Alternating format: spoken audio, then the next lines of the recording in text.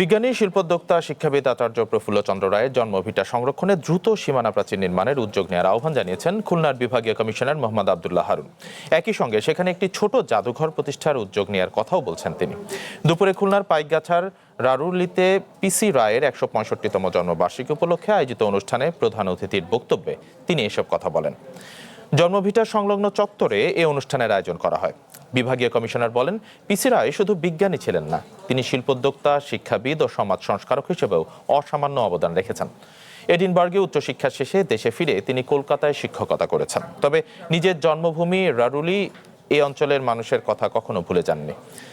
মা বাবার নামে শিক্ষা প্রতিষ্ঠার পাশাপাশি সমবায় ব্যাংক স্থাপন করেছেন। বাগেরহাটের একটি গুরুত্বপূর্ণ কলেজ প্রতিষ্ঠায়ও তাঁর ভূমিকা রয়েছে। তিনি বলেন, এই প্রত্যন্ত জন্মভূমিকে তিনি কখনো ভুলে যাননি। কলকাতায় শিক্ষকতা করলেও তাঁর জন্মভূমির মানুষের কথা মনে রেখেছেন তিনি।